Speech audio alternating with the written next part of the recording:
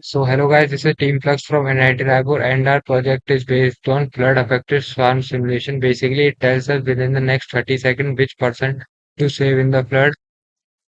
Suppose there are two people, one is a child and another is a healthy adult. So since child has lower survival rate, so he will be saved first.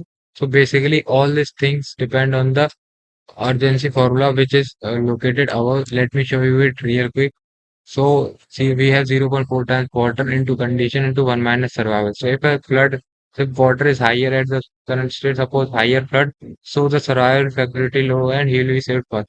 So let's talk about this folder NV6 file. So first of all is when we used to run machine learning library, drone controller to prevent collision, SOM visualizer, SOM manager, task generator, and LoRa simulator to connect run our project even without the help of GPS, and finally analytics dashboard. So basically, drone controller helps us to prevent the collision between our drones and to tell their location using ROS2, which works on electric field potential algorithm. Now let's talk about swarm manager. So basically, it helps us to move our drones in a particular order, that is bootstrapped algorithm.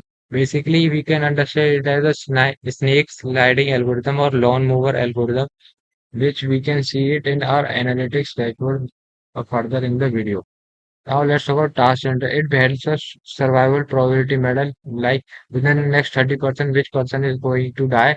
And finally, some visualize to display everything. So this is so now let's talk about LoRa simulator. So LoRa simulator has a range of 2 to 15 kilometers. Helps us send data to our server without the help of GPS or anything. The maximum bandwidth of LoRa is 137 dBm, but in our project it was 80 to 90, which can fluctuate between plus minus 40, and its range can that's why increase by 4 times, and its cost is also very low, only $4. LoRa has 15-kilometer range as compared to other methods which have only lower ranges like 4 kilometers or other. But now let's go back to our code and see how that it runs. So now let's run our program. First of all, I will run my manual program to find out within the next 30 seconds which person has the highest probability of dying. So we will save him or her first. Now let's run it.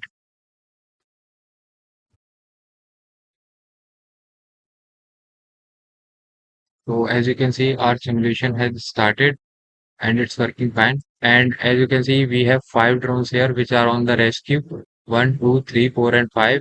These are currently going on the rescue, and you can see the graph was started. Now let me run our analytics dashboard to understand the project even further better. Now let's run it also in another Ubuntu terminal. So our analytics dashboard have also started. Now I will run my LoRa simulator to help me run my whole project without the help of GPS or any external support. So now let's switch back to our original program, main simulation.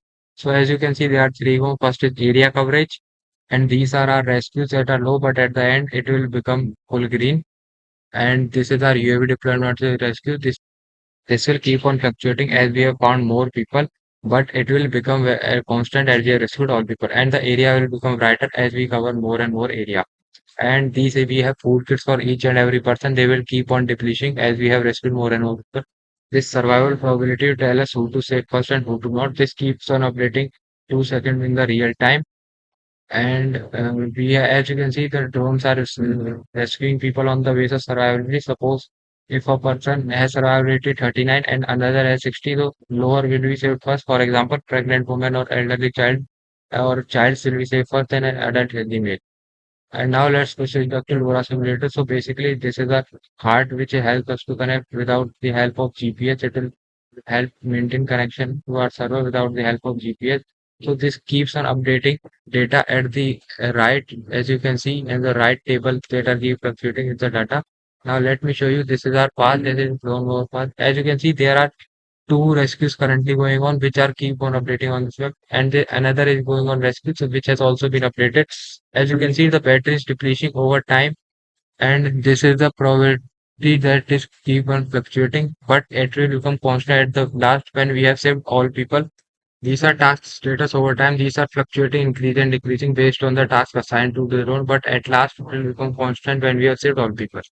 Now let's talk about this food rescue hopes. These are our foods, like I told you earlier, and this, as you can see, this has become fully green, like I told you, it will become, and this is also has become brighter at the end, as like I said you, told you earlier, as we have covered more area, like I already explained, so more area, and at the top left we have wind speed, like the real world case, so that is also on going on. And now one thing I would like to tell you is that we haven't used VBot because VBot can't handle 5 drones at once. It can only handle 1 drone. So that's why we haven't used it. We are working on Pi OpenGL because of it. So that's why it is going on. And as you can see, the graphs have started becoming constant at the end. So as you can see, the pie chart has also turned all at most fully green based on the number of people we could serve and we couldn't. Now let me open analytics dashboard and show what happens after we have saved all people. So as you can see, since we have saved all people, it is not, these drones aren't going on rescue, and also the graphs have become constant like I showed you. They will become, so all these graphs have become constant, meaning we don't have any more people to save further. So that's a probability and rescues have become constant. And if you notice, still the battery is decreasing because the drones are already flying. Even though we have saved all the people, as you can see, no more rescues are keep on going, and the drones are still moving in lawnmower trajectory because it covers better area. And, and now let's talk about these. So as you can see in the top right, we are storing the data, and these are bandwidths which has plus minus 40. So bandwidth is keep on decreasing and increasing, and the drones are sending the data to the main Raspberry Pi or our laptop that will be using it as a server, because our server will be very small. Server's cost can only be $10 to $15 each. And these are the packets of data that our drones are keep that will keep on sending to the server. And yeah, like as you can see, all the graphs have become constant, like I said, meaning no rescue. We don't have to rescue any more people, and the drones will keep on surveilling furthermore until the city disaster fully solves. These drones can cover 5 kilometers of full area in three minutes. And at the bottom, we can see the live feed. So yeah, that is that our project. We hope you liked it. So thank you for being so patient and watching our full video.